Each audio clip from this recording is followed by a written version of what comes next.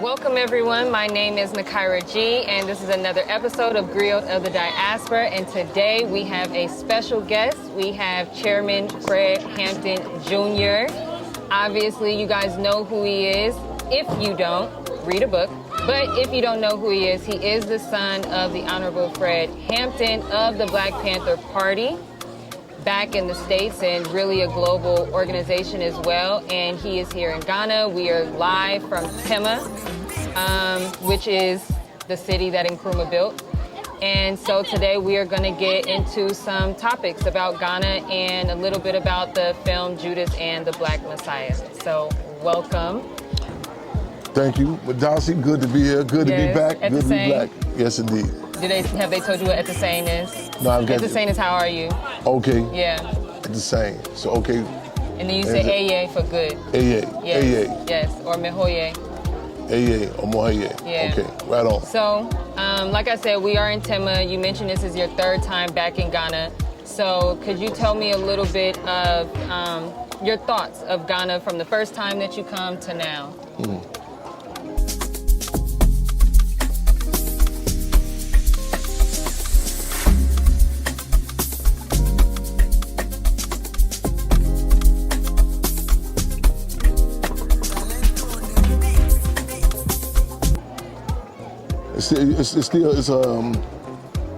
My assessment is ever developing. You know, it's still, you know, just as in the case just now, still certain terms I'm still grasping. So you know, I continue to have my ear to the ground. Even locations or people who I've touched down with prior to go back again, it's always something that you miss. You know, so whether it be a particular meal or a particular location. You know, I just happened to go to the slave dungeons yesterday, and there was some interesting dialogue that we had, in attempts to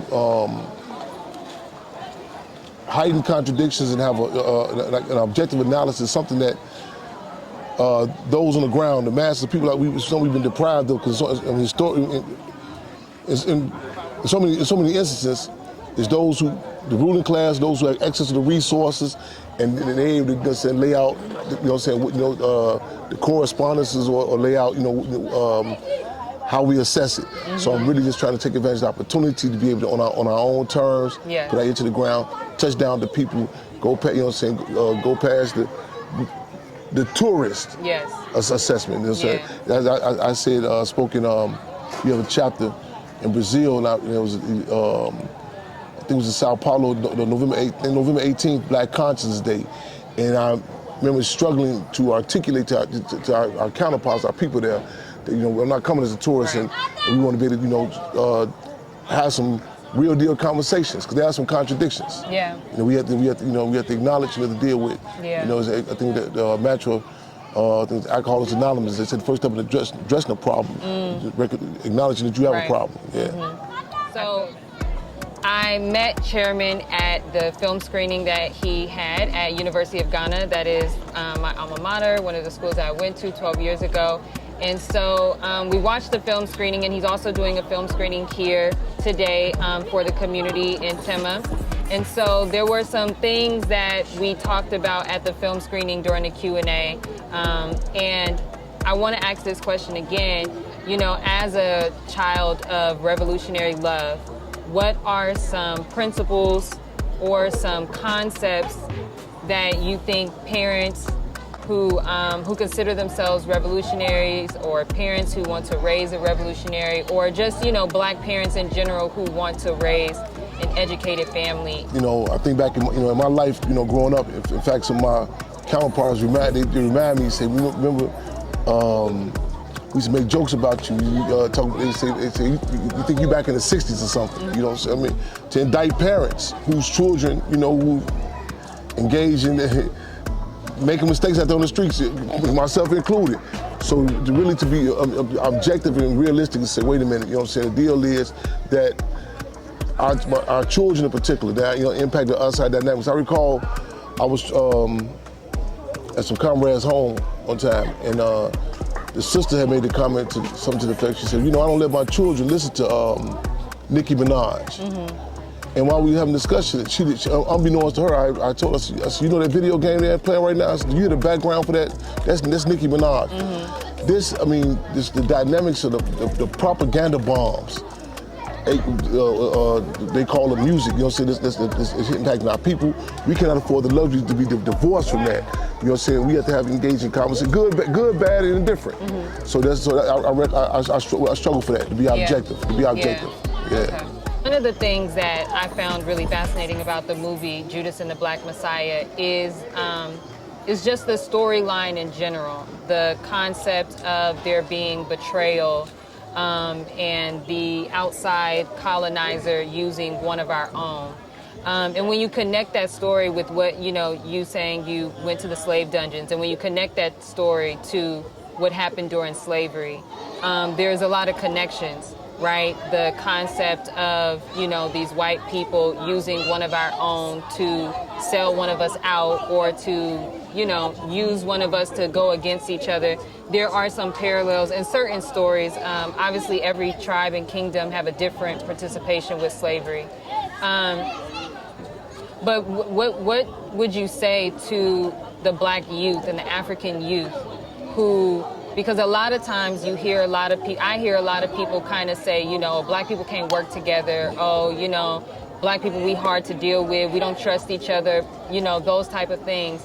What would you say to the Black youth and the African youth that's coming up to kind of dispel that idea? Because some people think, if slavery happened before, it can happen again.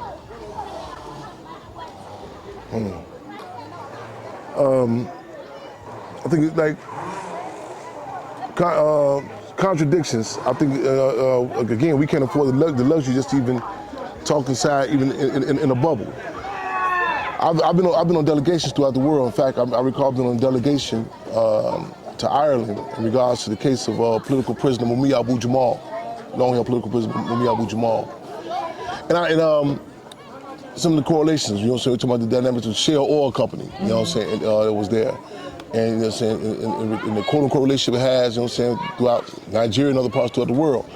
And I was set to meet with representatives for the Irish Republican Army, who Bernadette Devlin, who's actually banned from the United States. And when they wanted me to meet her at, she said, no, she said, no, tell me at this lounge, and at this bar. And we talked about even the differences even within their own respective community. The Irish community, she recommended I read this book called How the Irish Became White. Yeah. And I think it's important because because you hear terms like black on black crime. And we get bombarded with negativity, and and you would think it's just a contradiction that occurs within our respective communities. Yeah. But it had that worldview, and also to add to that, what we have been, the target with us. I say if you put Martians in the position that what has been done to Black people, African people, you'll be surprised what comes out.